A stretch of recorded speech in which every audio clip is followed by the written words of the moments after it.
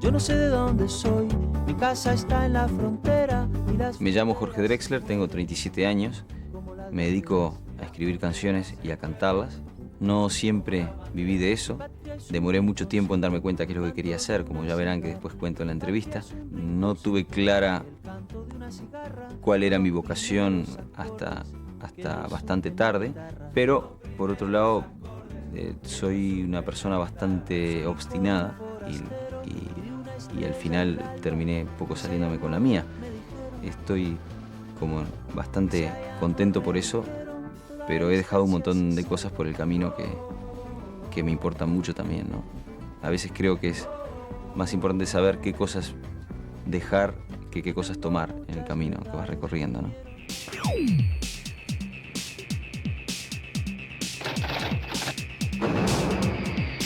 Bueno, así para arrancar nomás. ¿Cómo vivís el conflicto árabe-israelí? Soy hijo de un matrimonio de... Tengo familias de los dos lados, ¿no? Tengo familias, no del lado árabe, pero tengo familias tengo la mitad de mi familia es de origen judío y la otra mitad no.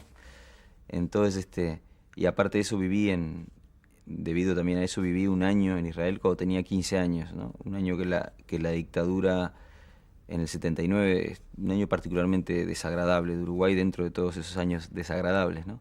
Que mis padres, sobre todo mi padre, decidió de repente que era un buen momento para mostrarnos otra realidad, ¿no?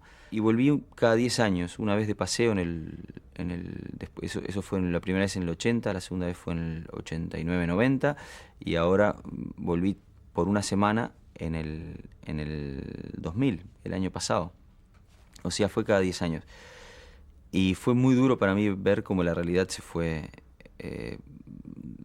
radicalizando y se fue volviendo cada vez más intolerante de los dos lados. Y la última vez que fui, cómo el fundamentalismo fue ganando espacios en los dos lados, ¿no? Y una cosa que me dejó muy apenado, que era como una falta de perspectivas en el horizonte de arreglo de eso. La única cosa que vi, y que quiero cerrar con esto la respuesta, fue lo único esperanzador que vi, fue un poblado que se llama Neve Shalom, donde conviven 40 familias judías y 40 familias árabes desde hace 25 años, y que han atravesado miles de crisis, imagínate, cada día se levantan, me decían los maestros, justo el maestro árabe me hizo el recorrido del lugar, leen las noticias y ven qué le dicen a los niños, ¿no? Es una escuela bilingüe árabe-israelí, y fue como un rapto, un rayo así de lucidez dentro de una realidad totalmente obnubilada, ¿no? De gente que cree de alguna manera en una integración. No sé si es una utopía en este momento, pero me pareció bellísimo, ¿no? En el disco, en Sea, en el último, una de las dedicatorias del disco es para los maestros judíos y árabes de Neve Shalom, ¿no? Vos decís que la familia, como dicen muchas otras personas, forma parte de tu privacidad, ¿no? Ahora, ¿cómo se entiende que luego en tus canciones eso sea un tema recurrente, ¿no? El de la familia. Sí, eso es como una contradicción personal, ¿no? Por un lado, como decís, manifiesto no, no querer mostrar datos de mi vida personal, como mucha gente lo dice, como creo que todo el mundo tiene derecho, pero por otro lado, no sé escribir canciones si no es desde mi propio eje como persona, ¿no?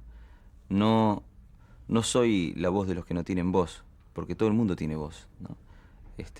Soy mi voz, hablo por mí, porque creo que hablando por mí puedes hacer que cualquier otra persona lo entienda como una experiencia personal y pueda hacer su propia interpretación y su propio camino de las cosas, ¿no? No me gusta ni dar consejos ni decirle a otras personas qué es lo que tienen que sentir y entonces la única vía que me queda para eso es hablar de mi experiencia personal y aparte el compromiso personal con el paso del tiempo me ha mostrado que cuanto más estás sintiendo lo que decís, cuanto más estás metido dentro de lo que decís, más elementos tuyos están vibrando en ese momento, ¿no? Entonces, y eso, inclusive desde el punto de vista artístico, enriquece una cosa, ¿no? La gente te ve salir habitualmente en diarios, en publicaciones internacionales, y piensa que tu grado de exposición pública va en aumento. ¿Cómo llevas eso vos? Bueno, tampoco es para tanto, tampoco es que tenga una exposición pública, de repente es lo que me gustaría creer, pero tampoco es tanto así, ¿no? Hay muchísimas veces en que ando por un montón de lados de los que vivo habitualmente, como en San Lorenzo del Escorial en España, que nadie me dice nada en la calle, ¿no? Y que una vez cada tanto se acerca a alguien que escuche un disco o algo así. Hay otros lugares de España donde sí, de repente en Barcelona o en Madrid, en el entorno de un show, cuando hay mucha promoción o cuando recién sacaste un disco, la gente te ve más. Hay veces en que sucede más y veces en que sucede menos. En Montevideo de repente es el lugar donde proporcionalmente más gente te para en algunos círculos, pero no en todos también, ¿no? Y te dice cosas, ¿no? Y en Buenos Aires y en otras ciudades está pasando un poco más, pero realmente no es algo que me moleste. Por ahora está todo en un grado de que es muy lindo. Es una vez cada tanto entras a un lugar y viene alguien y te dice, me gusta lo que haces. O sea, no hay una histeria. Me gustaría creer que esa carencia de histeria la genera alguien que no pide histeria. Si pedís histeria, la tenés, ¿no? Si querés gente gritando y tirándose de los pelos y sabés cómo hacerlo, lo podés conseguir. Pero si no te interesa eso, también podés saber cómo evitarlo. Todo el mundo es responsable del grado de su exposición pública, ¿no?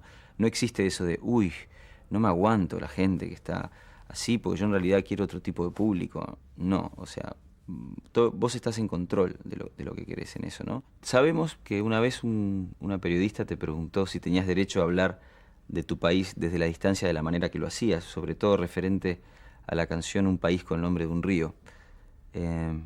¿Qué pensás vos de eso? Bueno, me alegro que me lo preguntes, porque prefiero el tipo de pregunta comprometida así que habitualmente no se hacen en las entrevistas, que simplemente un repaso por anécdotas conocidas, ¿no? Yo en realidad creo que cualquier persona tiene derecho a hablar de lo que quiere, ¿no? En este caso concreto, en un país con el nombre de un río, yo hablo de lo que veo. Yo vivo en España, pero soy uruguayo, me siento totalmente uruguayo.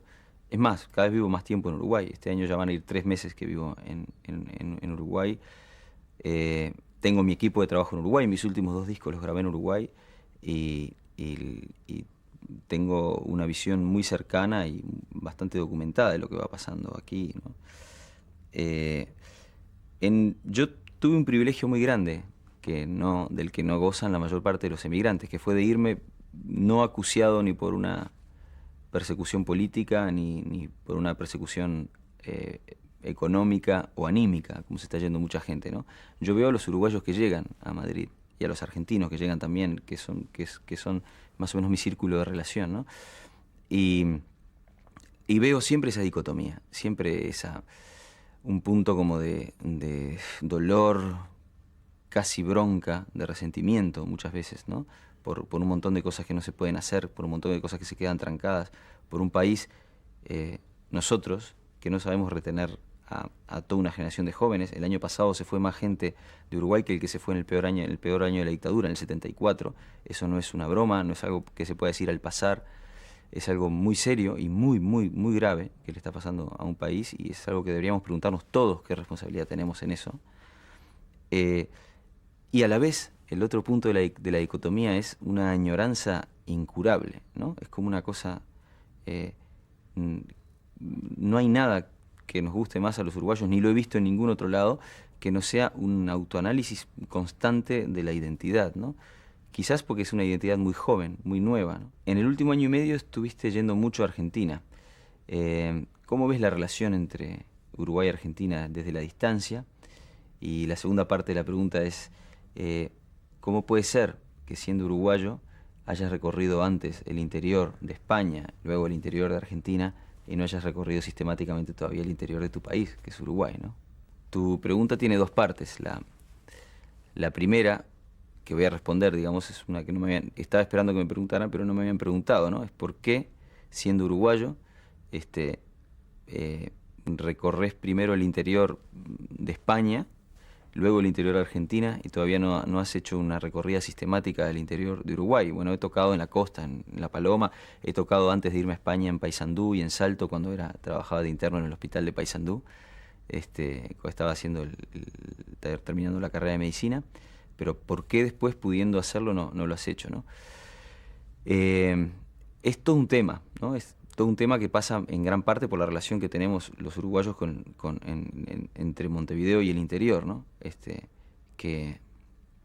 Que muchas veces los montevideanos, cuando hablamos del país, estamos en realidad hablando de Montevideo, ¿no? Yo no conozco el interior mucho. Prefiero hablar de Montevideo, que es de lo que conozco, ¿no? Con todo el respeto, prefiero decir que estoy hablando de mi ciudad y no de algo que estaría tipo pasando por encima de lo que sé en realidad, ¿no? La segunda parte de la pregunta, que es la relación entre Uruguay y Argentina, yo lo veo con mucha claridad desde lejos, las similitudes entre los dos países mucho más que las diferencias, ¿no? Hay un filósofo español que se llama Fernando Savater, que habla del narcisismo de las pequeñas diferencias, ¿no? Que cuanto menor son las diferencias entre dos ciudades contiguas, dos países contiguos, dos barrios contiguos, aparece muchas veces la necesidad narcisista de exacerbar las particularidades de cada uno como para distanciarse del otro, ¿no? Cuando eso aparece, en realidad no es más que una muestra de la similitud que hay entre los dos lados, ¿no? Y termino la respuesta con una reflexión, no sé de quién, si era un argentino o un uruguayo. Ponele que fuera un uruguayo que decía, somos uruguayos porque fracasamos en ser latinoamericanos. Vengo de un prado vacío, un país con el nombre de un río, un Edén olvidado, un campo al costado del mar. Pocos caminos abiertos, todos los ojos.